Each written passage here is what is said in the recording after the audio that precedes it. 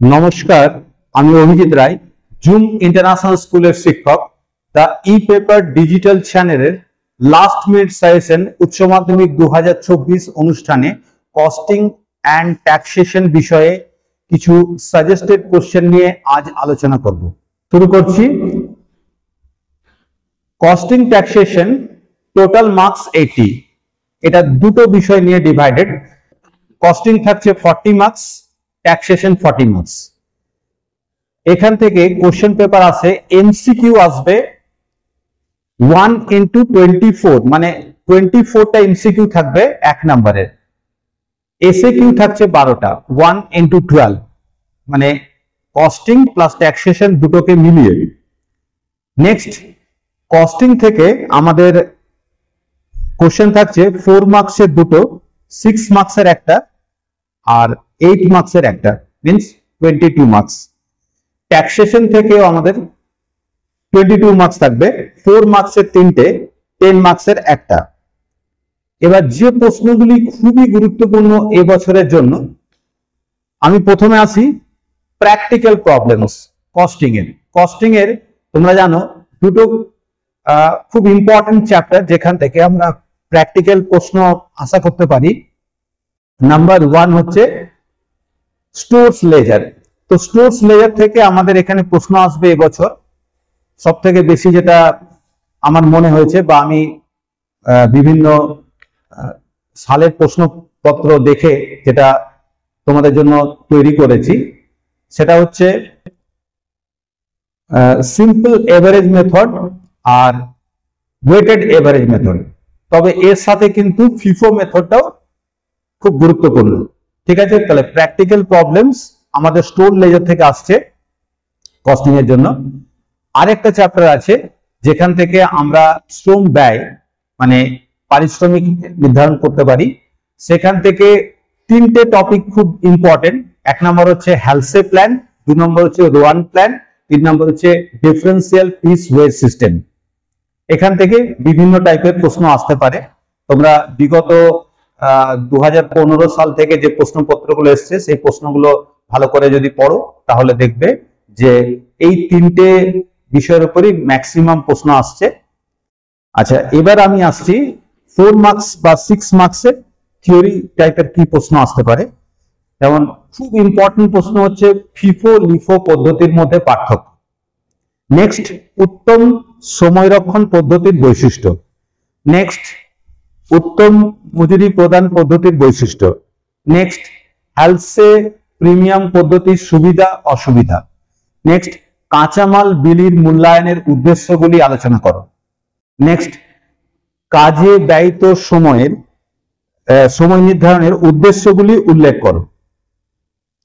Next, কার্যভিত্তিক ও সময় ভিত্তিক মজুরি প্রদানের মধ্যে পার্থক্য। নেক্সট কোশ্চেন, অলস সময় কাকে বলে, দুটি উদাহরণ দাও।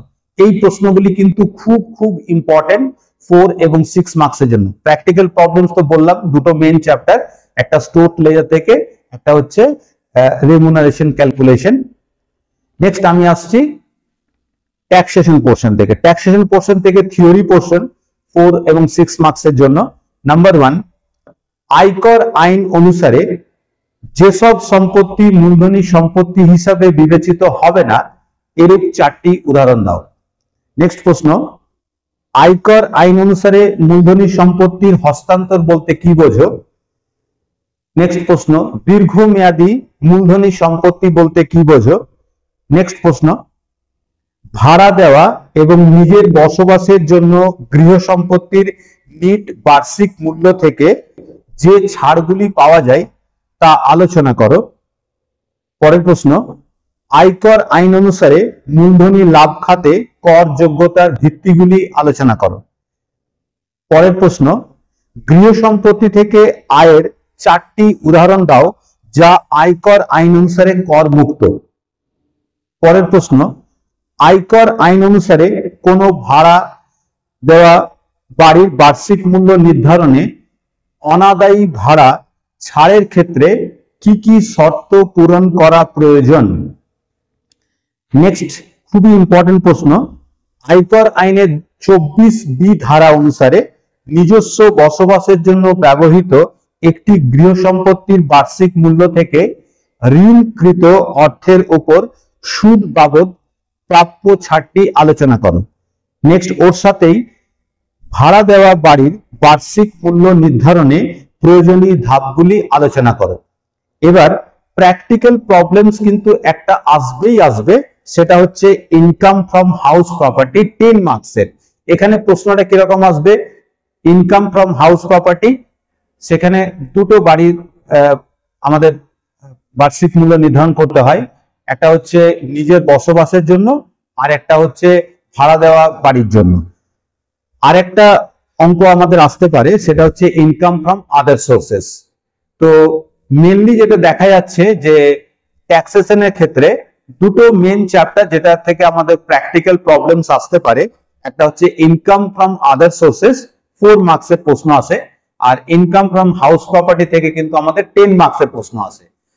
এই হলো মোটামুটি একটা সাজেস্টেড জিনিস। আশা করি তোমরা এই প্রশ্নগুলো ভালো করে পড়বে।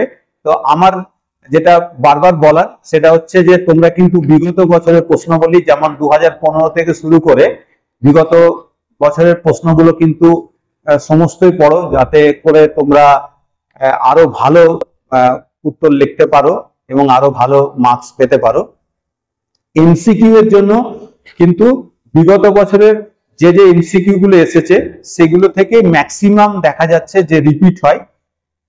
তো সেই প্রশ্নগুলো করলেই কিন্তু ম্যাক্সিমাম প্রশ্ন তুমি কমন পেতে পারো। এছাড়া টেক্সট বই, বিভিন্ন যে টেক্সট বইগুলো আছে সেই টেক্সট বইগুলো পড়লেই তুমি কিন্তু সমস্ত প্রশ্নের উত্তর করতে পারো। আগামী পরীক্ষার জন্য অনেক অনেক শুভেচ্ছা রইল। ধন্যবাদ।